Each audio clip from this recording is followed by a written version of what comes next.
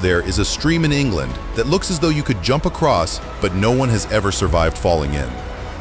There is a gap in Panama where man's transcontinental highway simply ends, swallowed by the jungle. There is a strip of dead land between the two Koreas, guarded by millions of landmines, and inside, a paradise for species thought to be extinct. They have one thing in common. They are all drawn on the map as borders, folds of sovereignty and control. But if you stand on the actual ground, the government is not the one in power. I used to think I understood the world. Maps. Borders. Countries. But then I came to a place where the border marker is swallowed by the sand after every storm. And I realized, those lines no one checks to see if they are still there. But at these borders, another truth reveals itself. A truth that is stranger, wilder, and where humans are far more humble. In the next 10 locations, we will not only explore places where governments lose control, we will explore the fault lines, where the state's illusion of control collides with the massive reality of geology, ecology, and human identity. This is not a list. This is a journey through places where lines on paper dissolve. And once they dissolve, we are forced to ask, who or what truly rules the earth? From above, it looks like a dark green scar, a jungle gash blocking the spine of the Americas. The Pan-American Highway, a 48,000-kilometer road running from Alaska to the tip of Patagonia. And then, here, between Panama and Colombia, the road simply vanishes into an impenetrable wall of vegetation, the Darien Gap. How can such a thing exist in the 21st century? How can humans connect two continents with asphalt yet fail against 160 kilometers of land? Inside the gap, the answer is not just the terrain. Not just the swamps, mountains, and relentless rain. Scientists point out that the gap is also a natural disease barrier, preventing foot and mouth disease from South America. But there is another, deeper reason that no government office wants to declare publicly. Migrants, desperate refugees from Haiti, Cuba, even Africa, pour into this jungle every day. Armed gangs control the trails, and governments cannot or will not step foot inside. The gap is not just a barrier, it is a power vacuum protected by mud and thorns. Every year, tens of thousands of people enter. No one knows how many never walk out. Unmarked graves are nothing but backpacks left behind by the trail. And amid the human tragedy, an iridescent blue morpho butterfly perches on it, completely indifferent. The jungle knows no borders. An indigenous Embera person once said, "The forest has no borders. Only strangers bring borders here." The Darien Gap is where the planet's refusal of domestication becomes clear, where the only cut on the global map is an open wound. Now, imagine a border not rejected by nature, but unintentionally transformed by human fear. A strip of land 250 kilometers long and 4 kilometers wide, guarded by two of the largest armies in the world. Barbed wire, watchtowers, propaganda loudspeakers echoing through the night. This is the Korean Demilitarized Zone, one of the deadliest borders on the planet. But if you could cross that fence, step past millions of landmines, what would you find? You would see a red-crowned crane spreading its wings, an Asiatic black bear, a Sika deer grazing peacefully, an ecosystem that has recovered spectacularly. Scientists call this an involuntary national park, one of the most intact wilderness sanctuaries in Asia. The absence of humans for 70 years has done what no conservation effort could. It has healed an entire land. Millions of unexploded landmines still remain. The full ecosystem has yet to be surveyed. What happens if peace finally comes? Will we bulldoze paradise to build new cities? There is a drone shot. The entire DMZ like an iridescent green and gold ribbon between two gray nations, a pristine river winding through roadless forests. It is a glimpse into the past, before humans took over the earth. a former South Korean border guard, looked out at the inaccessible land and said, "My hometown is now home to the bears." At the DMZ, we learn a paradox. Human destruction is nature's greatest gift. From the silence of an accidental forest to a sky that never stops roaring. On the border between Venezuela and Colombia, where Lake Maracaibo meets the Andes, an extraordinary phenomenon takes place every night. As night falls, the pitch-black sky suddenly explodes into a sea of blinding light. Lightning flashes, not a few, but hundreds, thousands of bolts every hour, continuously for 10 hours, 260 nights a year. The Catatumbo Lighthouse. How can a place like this be real? And what happens when the planet's greatest natural wonder occurs right over one of South America's most lawless regions? Winds from the Andes rush down into the basin, meeting water vapor rising from the lake, creating a near-permanent thunderstorm cloud. Scientists understand the mechanism, but they still do not fully understand why the intensity of the lightning fluctuates or how climate change will affect it. Beneath this electromagnetic display, the Venezuelan government is almost entirely absent. In the flashes of light, guerrilla gangs and gasoline smugglers operate across the border. The local fishermen consider the lightning a friend, a light to guide them, while smugglers see the darkness between the flashes as their opportunity. A time-lapse shot shows the sky flashing frantically like a broken neon bulb, while below stealthy silhouettes carry gas cans across the border in the dark. Wonder and crime coexist. A child born here has never known a truly dark night sky.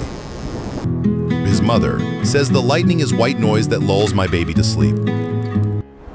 Catatumbo reminds us, nature does not care about borders or laws. It performs its frantic beauty right on the stage of human-made chaos.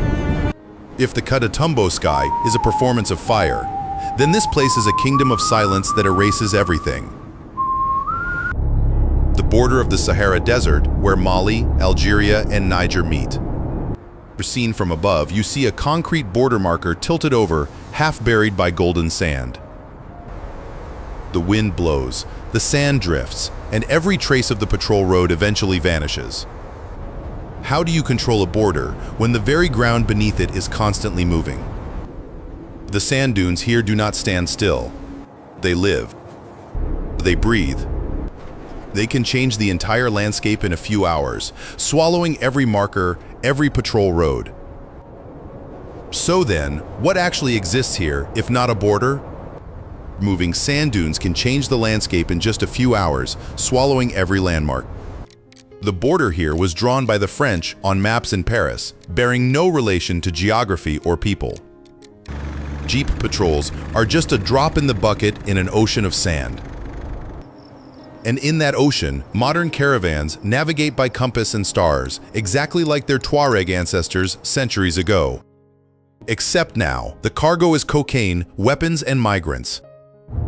How vast is the Trans-Saharan network? How many tons of drugs pass through every year? Not a single intelligence agency dares to claim an exact number. A satellite image compares the exact same border location before and after two sandstorms.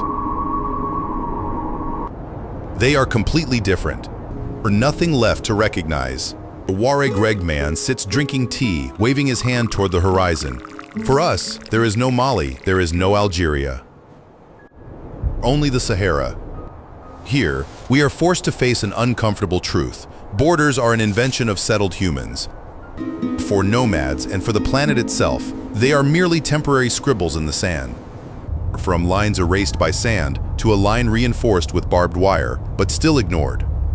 There are borders built of concrete and steel. And there are borders that exist only on paper. This is the Durand Line, the 2,640-kilometer border between Afghanistan and Pakistan. A line drawn by a British imperial official, Sir Mortimer Durand, on a map in a London office in 1893. It cuts straight through the heart of the Pashtun people, a people who have lived in these mountains for thousands of years. What happens when a colonial line tries to sever a culture with guns and steel? The result is a border that no Afghan government, including the Taliban, has ever recognized as legitimate. Pakistan is building a massive barbed wire fence, but at night, unofficial gates still swing open. Traders, divided families, and even Taliban militants pass through as if no one were there. Pashtun tribal leader says, "I don't need a visa to visit my father's grave." Their law is not national law, but Pashtunwali, the ancient code of honor, stronger than any statute. Researchers still debate, will this fence truly deter extremism, or just create a new generation of smugglers? There is an image that will haunt you, a cross-border wedding. The bride and groom stand on opposite sides of the barbed wire, exchanging rings through a gap. Music and laughter ring out, despite the wire.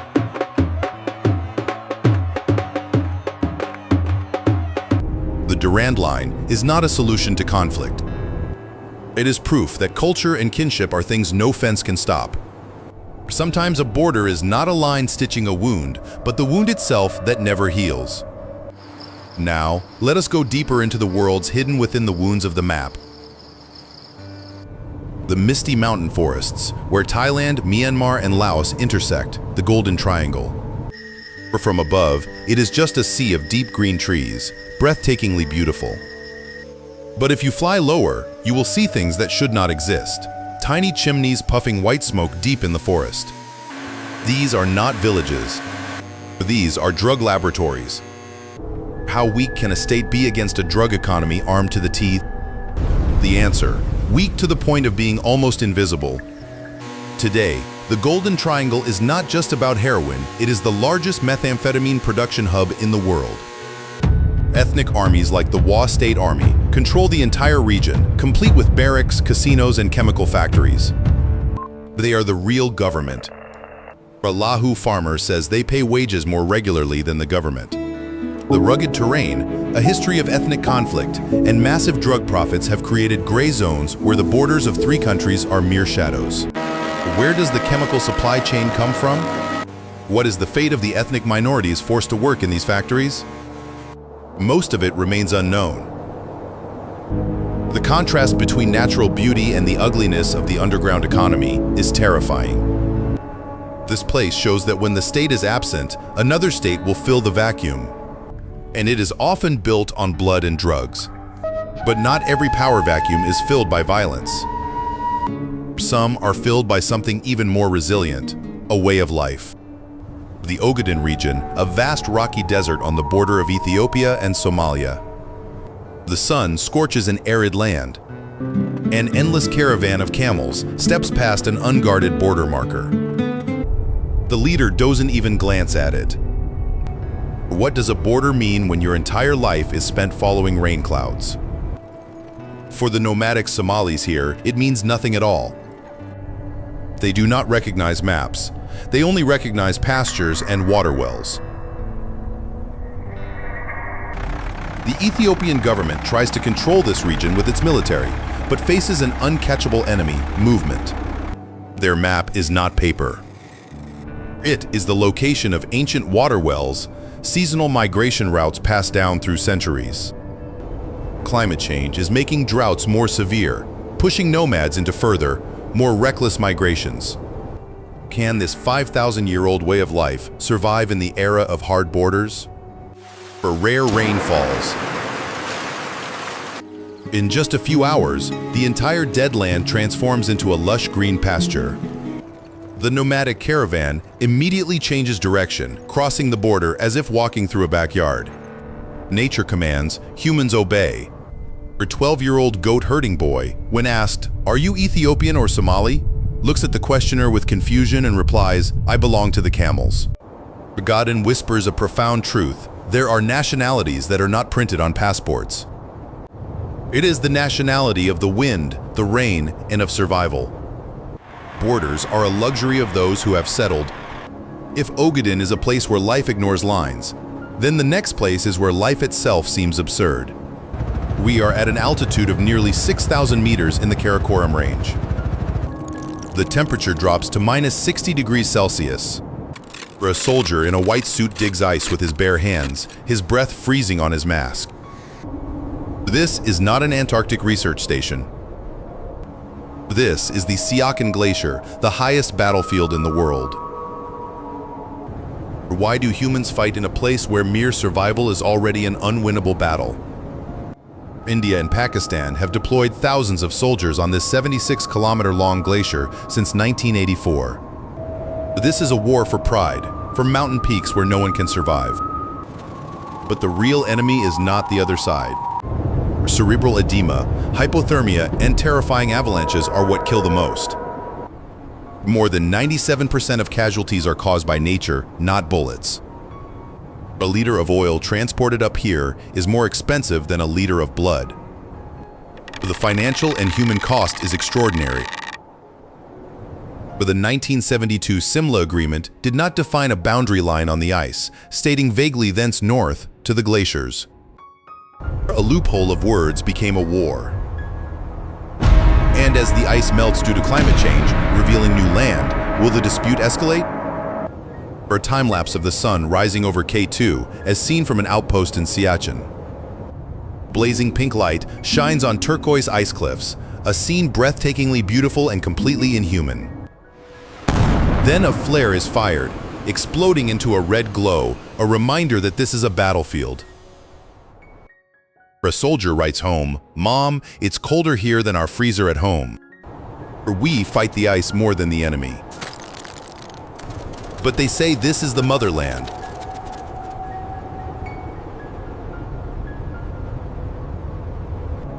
Siachen is a monument to the absurdity of war, where national pride is placed above human life.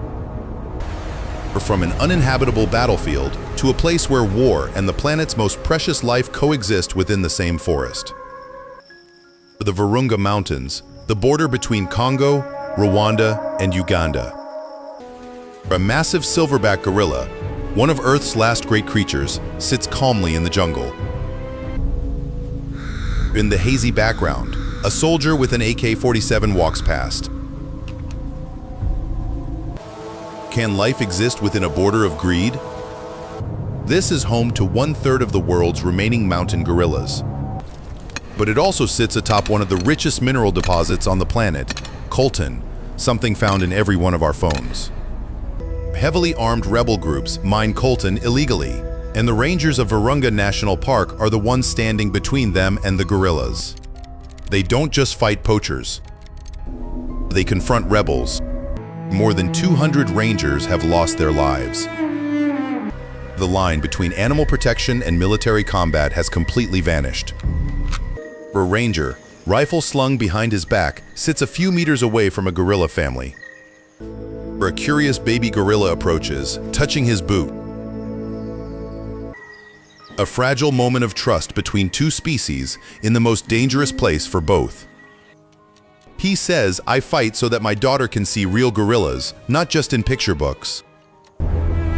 If I die, at least I die for something bigger than myself." Virunga forces us to look at our own hands. Every phone could contain a piece of Virunga, a piece of the war between extinction and survival, between greed and sacrifice. That distant border is actually right at our fingertips. And finally, we come to the place where the question of control finds its most unexpected answer. A map of the world with all national borders crisscrossing. But when zooming down to Antarctica, it all disappears, leaving only a solid white. There are no countries here. This is the last continent belonging to no one, governed by a peace treaty signed during the Cold War. What happens if humans decide not to draw lines in the planet's final wilderness? The result is a living experiment of a world without borders. The 1959 Antarctic Treaty suspends all territorial claims. No military, no mining, no ownership, only science. And what is the result of those dry words? Right now, as you watch these images, there is a continent larger than Europe that belongs to no country. Not a single flag, not a single wall, not a single line. It is the final common property of humanity. That is not a treaty clause. It is a political miracle, and it exists right now. American, Russian, and Chinese scientists have dinner together in a research station. Outside is the eternal darkness of the Antarctic winter. This is the only place on Earth where borders are defined by their absence. But this experiment is fragile. The treaty will be reviewed in 2048, and the pressures of oil and mineral extraction are rising. What will happen if greed breaks this dream? A shot beneath the thick ice, a strange world of bioluminescent marine creatures in eternal darkness, a frontier of knowledge we have only just begun to discover. An Italian scientist speaks of the Antarctica syndrome. When you return home, you feel that all the walls, fences, and borders are completely absurd. Down there, we are just humans. Antarctica is proof that humans can choose not to control. It is not just a continent. It is a mirror, reflecting the chaos of the rest of the planet, showing us that borders are not destiny. They are a choice, and we can choose differently. 10 locations. 10 fault lines of the global order. From Darien to Antarctica, we have seen governments subdued by jungles, ignored by nomads, transformed by lightning, and made absurd by ice. We have seen destruction give birth to paradise, and colonial lines become permanent wounds. This film is not actually about borders. It is about the human illusion of control. We have spent centuries drawing lines on this planet, believing we can divide and rule. But in these places, the Earth and its forgotten people are whispering a different truth. No wall is high enough to stop the wind. No map is precise enough to hold a grain of sand. And no government is powerful enough to tame a human's will to live, or the indifference of a morpho butterfly. If all borders dissolved tomorrow, who would we be? Would we fight for pride like in Siachen, or choose science and peace like in Antarctica? Or would we simply keep walking like the Ogaden nomads, oblivious to the lines? This planet has no borders. It only has transition zones, infinite expanses. And it is precisely within those gaps that the strangest, most beautiful, and most terrifying things about the world and about ourselves are revealed. The truth is, reality is stranger than fiction. Humans understand far less than they think. And the world is still full of astonishing things. This journey may have ended, but the question remains posed to each of us. If the borders we believe in are just stories we tell ourselves, then what story will we choose to tell next?